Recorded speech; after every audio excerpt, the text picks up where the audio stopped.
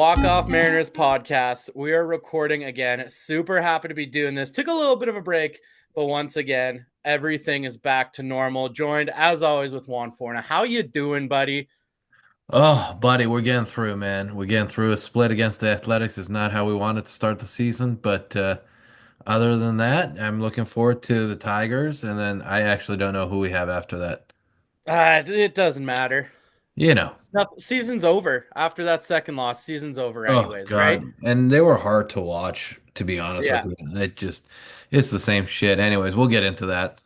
Well, I was actually about to say, how many times did you find yourself during the games rolling your eyes, going, "All right, same old Mariners"? It's the same shit, man. It's the exact same problems we had last year, and we wanted the bat. We needed a bat, and we went out and re-signed Polanco as a bat, Sadly, that's been our best bat.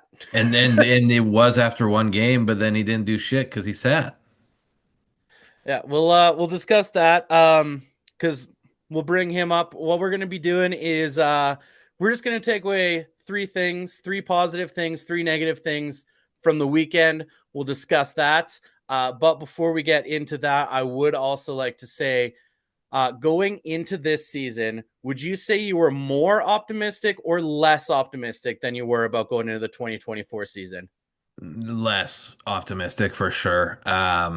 I think the reason being behind that is, we had one of the best pitching performances. They finished first. The rotation finished first in ERA last year. So it's tough to ask the starting rotation to be the best in baseball, and that's the only way we're going to be competitive. You guys have to be the absolute best rotation in baseball, and they can do it, and they have the talent to do it. I'm not saying that it's not, that's a top five rotation year in It's and year just out. unfair to ask anyone to be the best. Yeah, yeah. I mean, I don't think top four ERA gets this team into the playoffs if they keep hitting the way they did last year and the way they started the season this year. I'm not. Unless some of these pitchers learn how to hit, which happened in the Arizona game. So maybe Hey, Ryan Nilsson, base knock, man. we'll So, just play without the DH, well, yeah, fuck, because I don't Madison think the Bumgarner DH, style. I think the DH is 0 for 16 so far this season. Yeah, yeah. So let's get into our negative and positive takeaways. Let's start with the negatives. That way afterwards we can kind of we can maybe sound like we're optimists We can right now. lessen the blow a little bit. What was your first negative? My first negative, um, there was some defensive flubs. I was not super pumped about the defense, right? But it is obviously the first weekend, but still, like that fly ball in the infield, Yeah, that can't happen. Arosa Reina had a misplay, but he did have to do push-ups. I don't know. Did you catch that one? I missed that. No. Oh, yeah, no. So he had to do some push-ups afterwards. And yeah, just not the best looking. I know JP had one too. And I know it's still early, so there obviously is a lot of kinks to work out and stuff. But this is another one of those times. If we're a team that's gonna be making or missing playoffs by one or two games, your defense has to be as good as it can be. And it's already lacking in the infield defense already. So to be making these mistakes early on is just unacceptable. Do you think that the defense regressed in the infield by moving Polo over to third base? 100%. Yeah. I do think so. But that being said, what are our other options? Because Yeah, no, Solano's not a natural third baseman either. Is Demo our best third base option right now? it might be. Yeah. Unless maybe JP, but then all of a sudden now we don't have a shortstop. Like there's not Yeah, no, there's I, yeah, what can you do? I don't, trade for Rafael Devers. The guy wants to play third. We've got an opening. or just don't cut Josh Rojas, a Gold Glove candidate. Like, Yeah, that would you be a good idea. you know. What's your first negative? My first negative was Cal Raleigh not destroying the baseball after signing a massive extension. Bro, how are you gonna sign an extension like that and not come out and hit the ball? You're just too comfortable after that. He's like, well, I got my bag. Job done. I don't have to keep taking foul balls off the fucking dome Family's anymore. set for life. Yeah, I would start to protect my body a little bit better after signing that extension too, though. So, Yeah, no, it was a lot of actually. I don't know if this is going to be one of your other negatives, but our big names in Raleigh, in Julio, in Randy, they didn't look the best out there. And once again, we now know how much the offense needs them to be playing at least decent because I saw the stats. It was like 2 for 40 something, or it it's was not pretty though. awful. It's awful. And Robles too, right? Like he got 2 hits, but he didn't leave the infield. No, Which fine. It's fair if you're getting on base and the guys are driving you in, but that's clearly not happening. yeah, yeah, no, that was also my second one is the heart of the order. So I'm going to skip to my third one, and this is kind of a cop out one, but I don't know if you've noticed this or not. But to start the season, Gino Suarez in Arizona is looking pretty good right now. Oh, yeah, well. Speaking of our lack of third baseman, Yeah, I would bring him back. As much as he frustrated me with the strikeouts, he's a really good third baseman. So, and he was hitting bombs last year too. yeah, oh, yeah. Yeah, he can run into one. So, There was kind of that optimism when the trade happened that we were like, ah, your power's kind of sapped a little. No, no, you just had an off year. yeah, no, he just had a year with the Mariners. Yeah. Well, he hit 20 with us, and we were like, oh no, this guy's tough. And then he was like, oh no, I'm a Mariner. I got to stop hitting the ball so hard. Yeah, we gotta fit the narrative for sure. No, that matches my negative. My negative was gonna be the 1 through 5, just not getting it done. We didn't score more than 4 runs in the series. So yeah, I mean it's hard to think of unique negatives when the offense is what it is. Yeah, there was just so much. You could pretty much just go for the theme there. Another one, which actually I kind of want to get into. Actually, I'm going to use this to transition into my first positive Yep. and then dig into a negative because there would be no other way to do it as a Mariners fan. But my first positive is Julio getting his first home run of the season early on because I don't know if you've heard about this, but Julio has a reputation as a slow starter.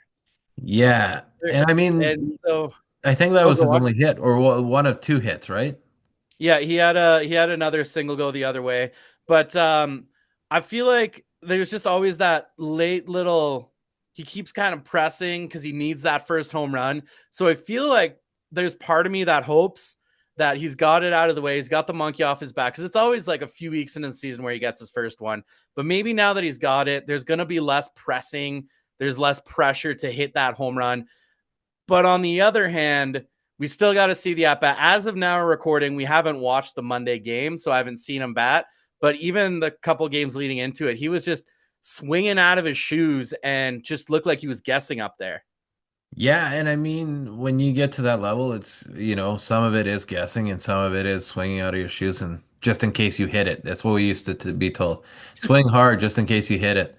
Uh, and you're right. It's nice for him to get off that hump. Maybe he'll stop pressing so hard. And that's what I find like when he feels that pressure, I think his youth kind of gets the best of him. But it was good to see he hit that ball a long ways. It was Oh, like he crushed that thing. 435, but that was a fucking no doubter for sure. He pimped the shit out of it too. So, yeah, no, it's good to get it out of the way, but he's got to stay consistent. He can be really streaky, and we need a little more consistency game in and game out. I think from Julio for sure. Which, once again, sadly, that was my first positive. What's your first positive of the weekend? I got to be honest with you, and this may contradict everything I've said and everything that you've said during this podcast, but my first positive is the defense by Ryan Bliss at second base. He has looked sharp there. You know what? He I'm not going to completely argue that. My first negative was like the defensive flubs, but Bliss has looked good out there. And I know we've had the question with his arm strength too. Yeah, it doesn't seem to be causing an issue. I mean, he's turning double plays and making the plays, and his range is impeccable. He has impeccable range for a 5'3" nothing dude. Well, he's not going to be able to get up there, so he's got to make sure to go laterally well. Left to And right. yeah, I think he's just worked out in the offseason. And all in all, I think we can even use him as a positive. I think he had a good weekend. Him on the base paths too was bothering teams, right? It He led to causes one trouble. run, Yeah. and it could have led to a second run. He would have been safe if he kept his foot down. But all in Yeah. all, I think he not only could be a positive, but I'm going to piggy off that because that is my second positive. Is the base running does seem like it's a little more aggressive this year. And I do like that aspect, especially for a light hitting team. If Yeah, you you get gotta on hit the it right. bases and you can get in the back of that pitcher's head, back in the catcher's head, if you can kind of do that and create some runs, you'll take them where you can get them. Hey, stealing 90s, man, every chance you get. We always said when we entered a weekend, we had to take six extra bases to win. If we wanted to win, we had to take six extra bases, whether that was a stolen base, whether that was going first to third on a bunt, whether that's, catching them with their pants down. 90 feet makes a difference in the world. Like, you take a walk and you run to second on a stolen base. Now you got a runner in scoring position. You haven't even got a hit yet. And Yeah, that now you well, got and a that's free pitch. exactly what we saw out of Robles and Bliss. Even when when we had Rowdy moving first to third, and I made that comment, I texted in our group chat. I'm like, I think it's an oversight to have Rowdy batting right in front of Ryan Bliss, but Ryan Bliss jumps to second. Now all of a sudden there's a throwaway. We got a run in and a runner in scoring position. Yeah, no, you do those little things. And I mean, this team is fast. This team, depending on how you want to look at the starting order, I know it changes often, but even a guy like Cal was 6 for 6 last year in stolen bases. And that's supposed to be your catcher, your slowest guy, right? So whether it's Yeah, Randy, whether it's I think we're gonna have a lot of guys like that this year.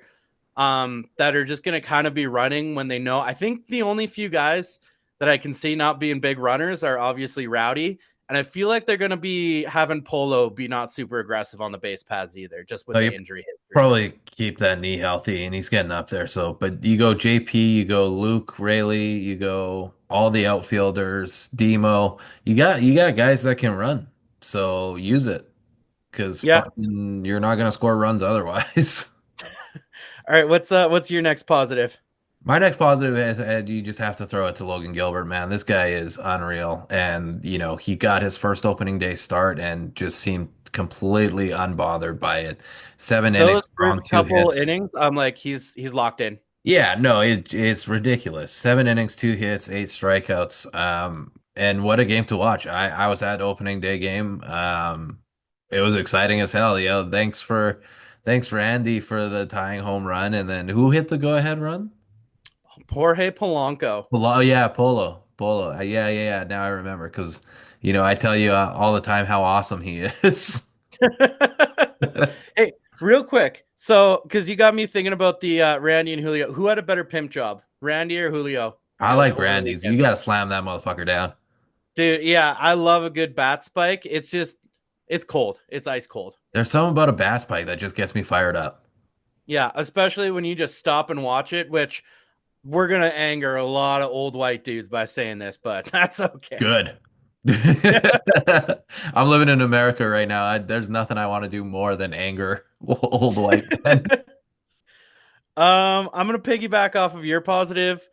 Brian Wu, Yeah, another really good start, gave up that home run, but unfazed. Solo shot, so what? You let yeah, and solo shot Soderstrom's up? hitting well. I'm a big buyer into Soderstrom based on my fantasy drafts this year. I don't know how it happened, but I have him in several leagues, so I just assumed he's the best player ever. Good weekend for you. Hey, three bombs, and that's against the Mariners. There's one thing to keep the Mariners from scoring, but when you hit 3 bombs off that starting rotation, fucking all right. Good for you.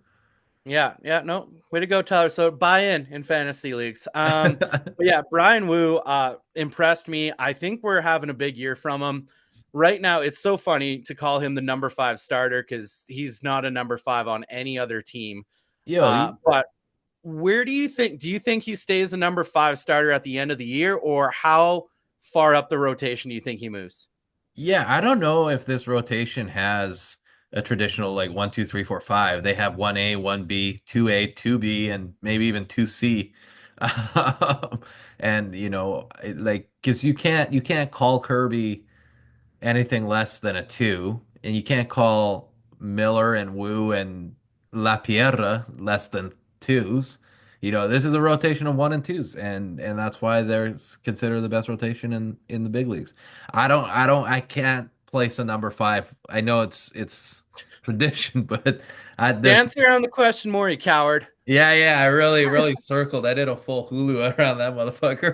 I'm getting your answer, and I'm sending it to every pitcher in the rotation to do with that info what they will. Yeah, you're a one or a two, regardless of what day you throw. You got another positive? No, I've this lost team. count where we're at. I'm not gonna lie.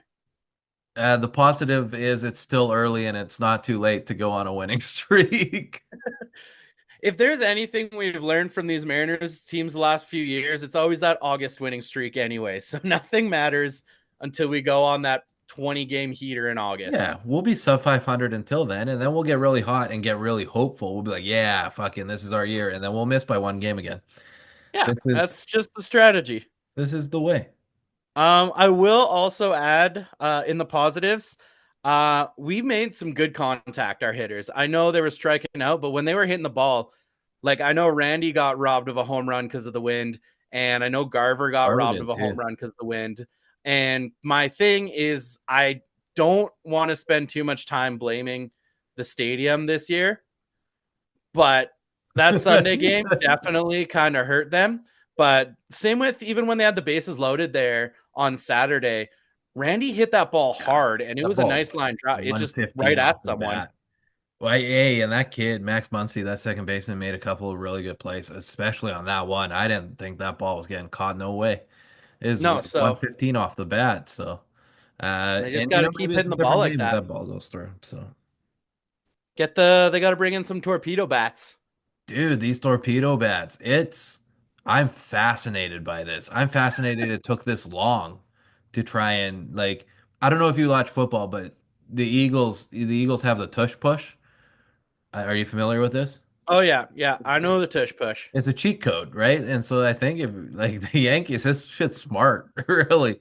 If you told me this is where I hit the ball most on the bat, and then you could make that part the sweet spot of the bat, dude, I would have made the fucking MLB with those kind of technologies.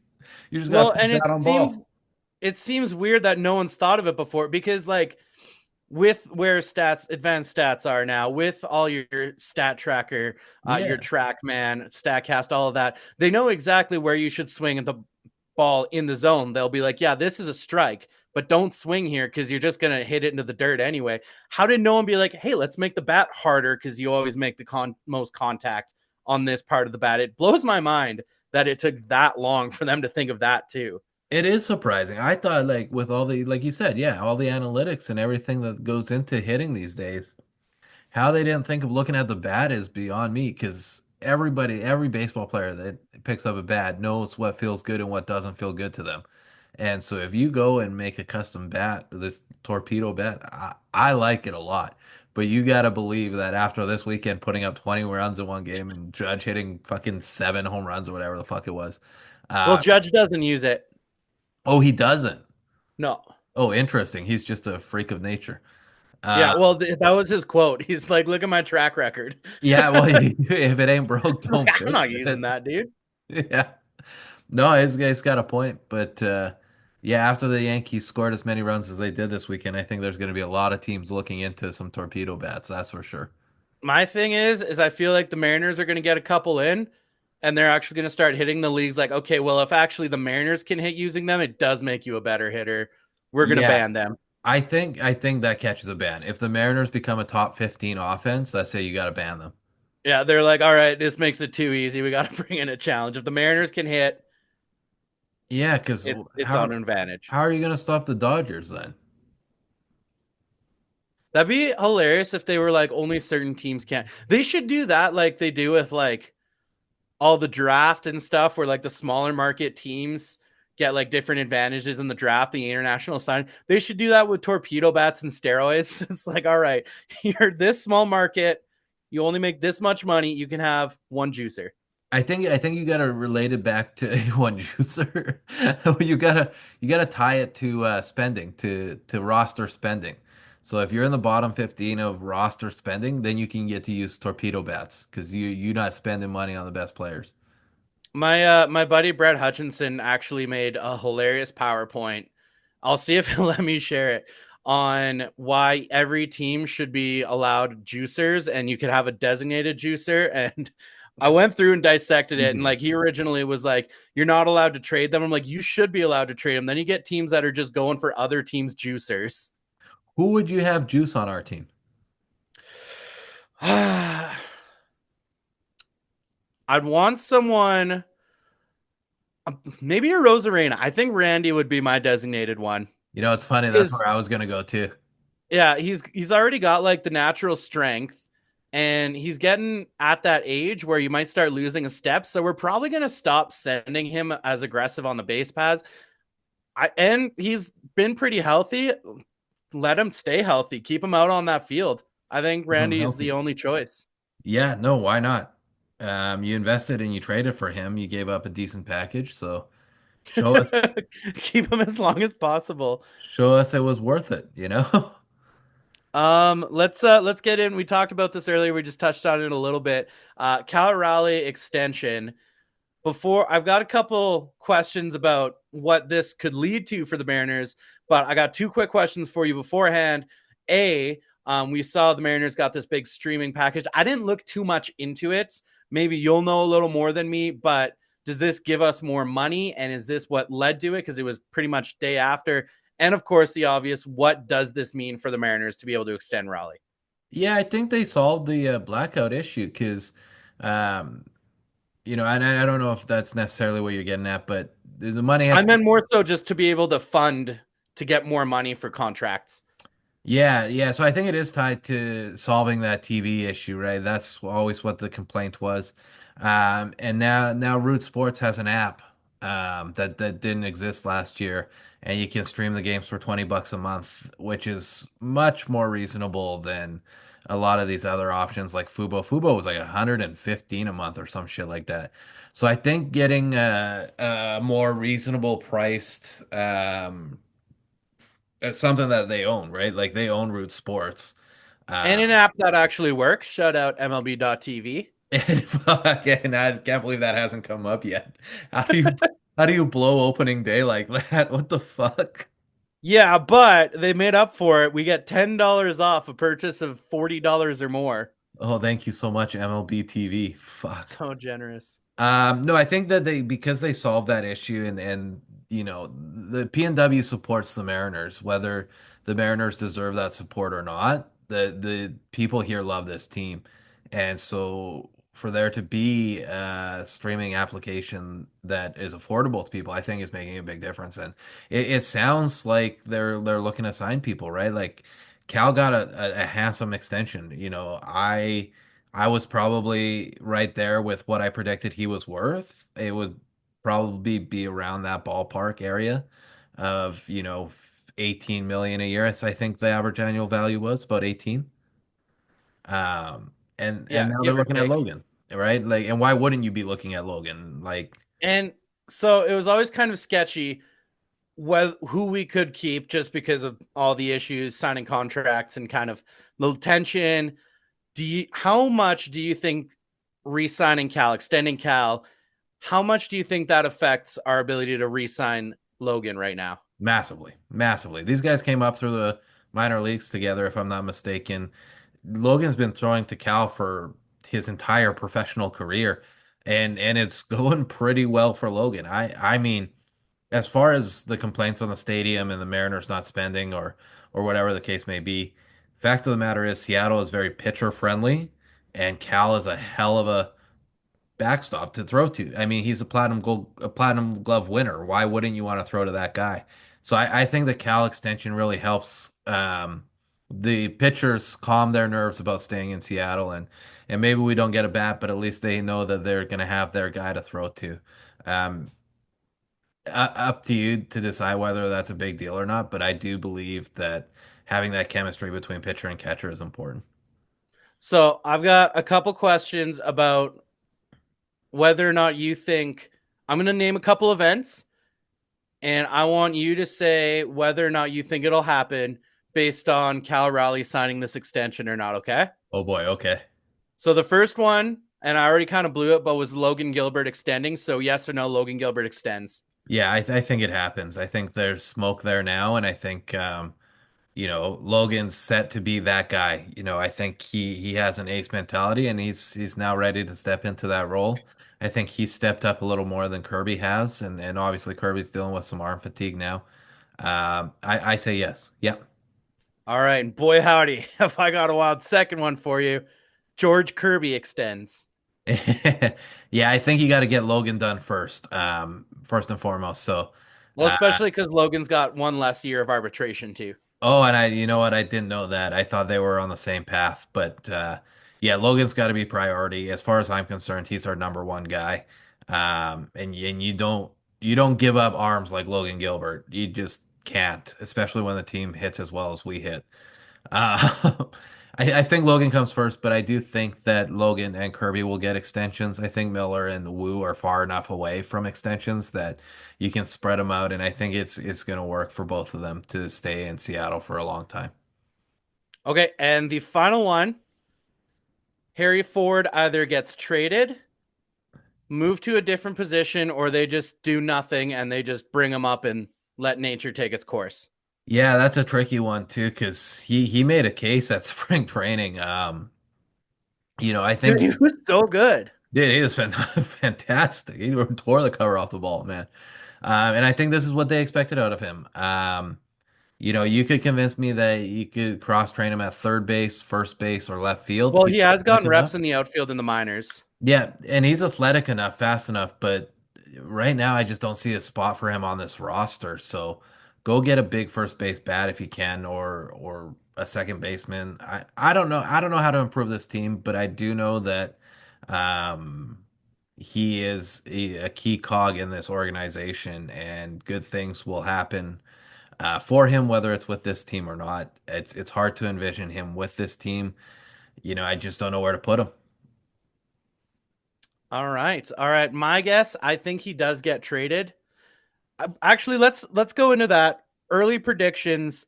Do you think we trade any one of our big prospects, and which one do you think it is? I think we can kind of end on that one. That's all I got for topics before you answer, if you've got any.